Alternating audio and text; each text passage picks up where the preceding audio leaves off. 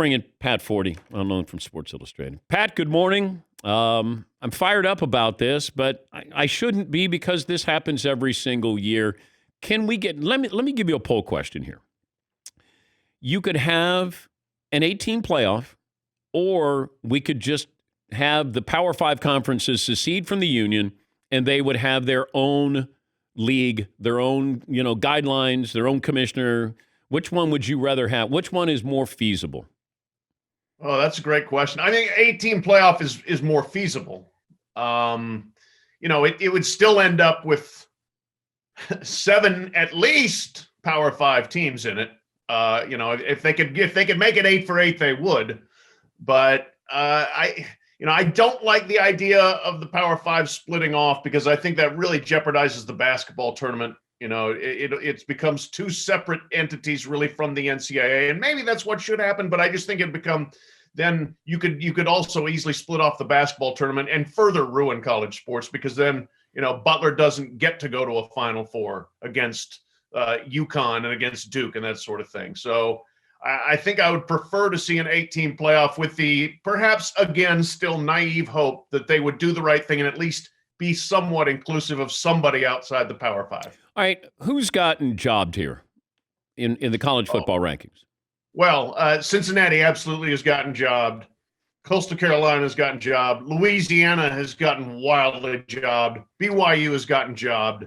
You can make a case that Indiana has gotten jobbed as well, but let's concentrate on the teams outside the Power 5 that have had great seasons. For Iowa State to be number 7 with 2 losses in a league that completely flopped in their 1 week where they tried to play non-conference games. The Big 12 went 0-3 against the Sun Belt.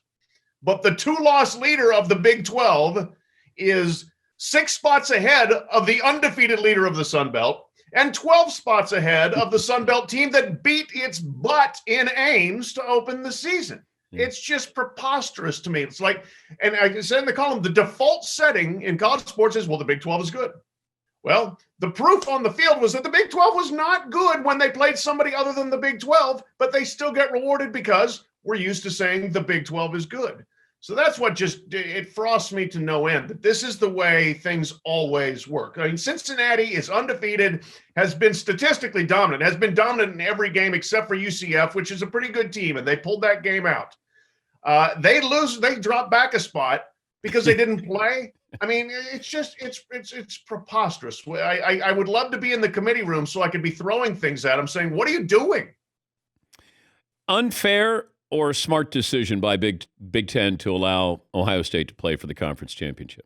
A little bit of both, if it can be. I mean, ultimately, it's a smart decision, and I do think the one rationale that they expressed makes sense. That, look, even if they had played this week and lost, they still would have won the East. So you could go ahead and say you can say they are the best team in the East without having to, stretch yourself very far. They beat Indiana. But again, this is one more example of let's change the rules and let's change the rules to favor the favored son, which, there had this season in the Big Ten, largely because Ohio State stood there on the table and said, we can win the national championship. Give us a chance. So, we're getting out to the point where, oh gosh, by league protocol and league rules that we all agreed on, you're not going to win the Big Ten championship. We'll just change that. So I understand the frustration by other people out there. It looks like more favoritism for Ohio State. It is more favoritism for Ohio State, but there's also some pragmatism behind it.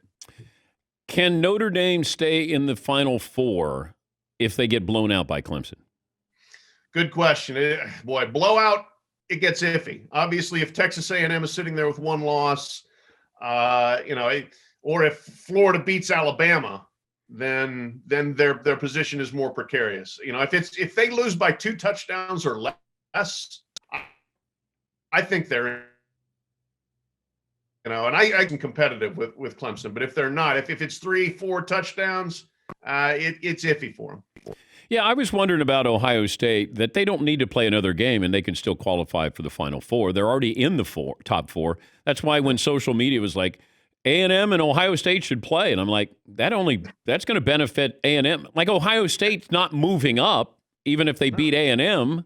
But I wonder about that with, if Florida would happen to win, Alabama's still going to be in the Final Four. If Clemson beats Notre Dame, but not by a lot, then those two schools are still going to be in there. That'd be your Final Four, and Ohio State would be knocked out. Yeah, that would be the precarious position for Ohio State there. And I mean, it is important just because that possibility exists. It's important for Ohio State to play the Big Ten title and look good, I think, against Northwestern, because if Florida beats Alabama, they're probably going to get knocked out, because then, as you said, Florida beats Alabama, Clemson beats Notre Dame in a close game. That's probably the way it is. If Alabama beats Ohio State, then Alabama beats Florida, then Ohio State doesn't really need the other game. As you said, no teams, undefeated teams, lose ground unless you're Cincinnati. Oh, I know I'm howling at the moon with this, but I care. And I just don't know if I'm just being naive here. I mean, well, I am. I'm naive about it, because I actually thought, this year I thought going in, okay, it's chaotic.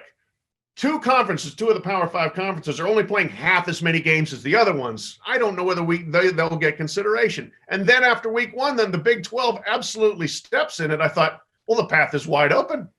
3 of the Power 5 conferences are compromised to a degree.